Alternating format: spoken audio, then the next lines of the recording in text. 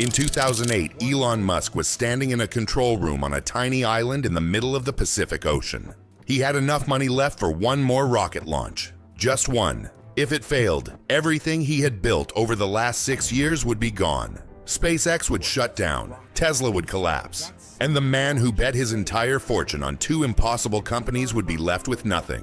But to understand how he got to that moment, we need to go back to where it all started.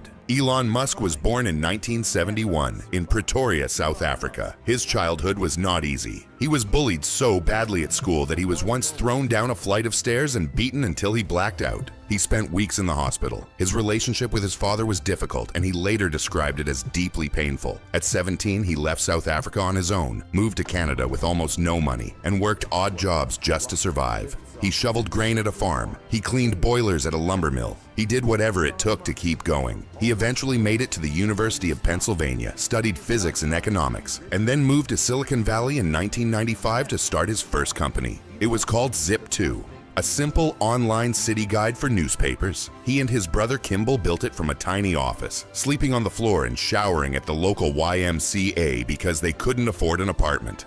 In 1999, Compaq bought Zip2 for $307 million. Musk's share was $22 million. He was 27 years old. Most people would have taken that money and lived comfortably for the rest of their lives. Musk didn't. He immediately put $10 million into a new company called X.com, an online banking platform. That company eventually merged with a competitor and became PayPal. In 2002, eBay bought PayPal for $1.5 billion.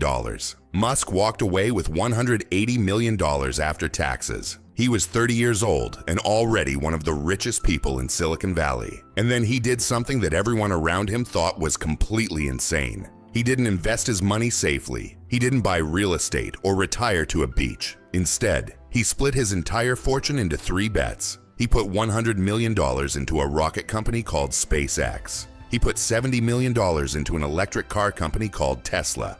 And he put $10 million into a solar energy company called Solar City. Every single dollar he had was now tied to 3 companies that most experts said would absolutely fail.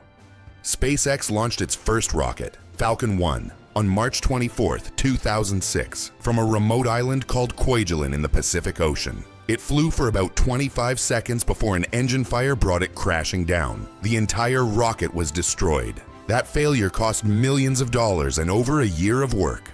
The second launch happened on March 21, 2007. This time the rocket made it further, reaching space for a brief moment before it started spinning out of control and broke apart. Another complete failure, another enormous financial loss.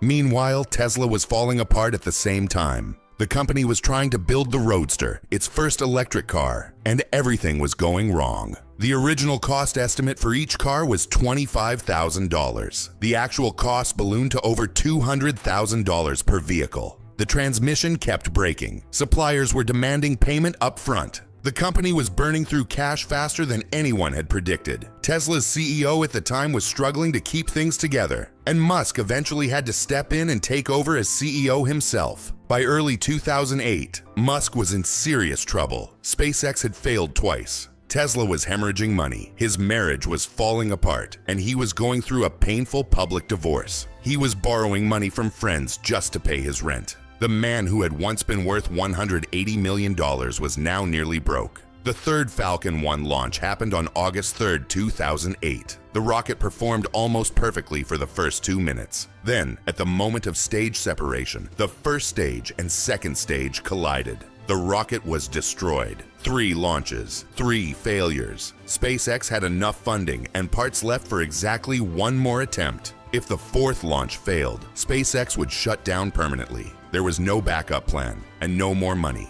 Musk gathered his team. Many of them hadn't slept properly in weeks. Some had moved their families to this remote island to work on the rocket. They were exhausted, heartbroken, and running on nothing but belief. Musk told them they were going to try one more time. He didn't give a big motivational speech. He just said they would fix the problem and launch again. That was it. The team worked around the clock and rebuilt the rocket in just 7 weeks, a process that would normally take months. On September 28, 2008, Falcon 1 sat on the launch pad for the 4th and final time. The countdown started, the engines ignited, and this time the rocket climbed straight up. First stage separation was clean, second stage ignition was perfect.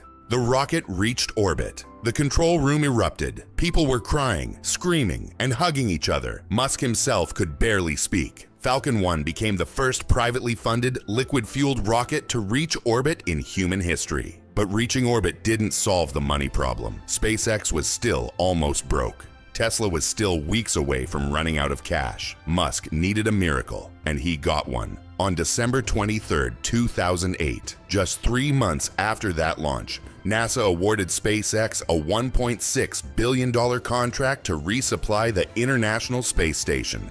That single contract saved SpaceX from bankruptcy overnight. On the same day, Christmas Eve 2008, Musk closed a desperate funding round for Tesla, scraping together just enough money to keep the company alive for a few more months. He reportedly had to borrow money from friends to pay his personal expenses that Christmas. He was financially at the very bottom, but from that bottom, everything started to climb. Tesla delivered the Roadster and eventually launched the Model S in 2012, which became one of the most critically acclaimed cars ever made. SpaceX developed the Falcon 9 rocket and became the first private company to send astronauts to the International Space Station. The company eventually pioneered reusable rockets, something the entire aerospace industry said was impossible. Today, SpaceX is valued at over $180 billion.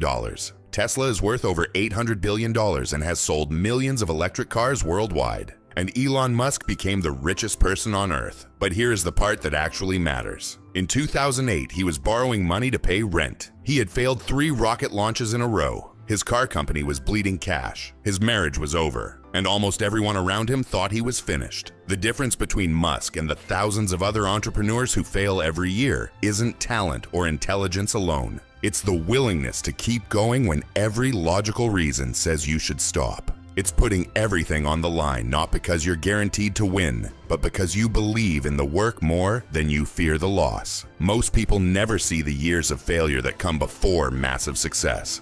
They see the rockets landing and the stock price climbing. They don't see the sleepless nights, the empty bank accounts, and the moments where one wrong decision would have ended everything. Success isn't a straight line. It never has been. The people who build something truly lasting are the ones who survive the moments when everything falls apart and still find a reason to try one more time. If you found this story valuable, subscribe. We share real failure to success journeys like this every week.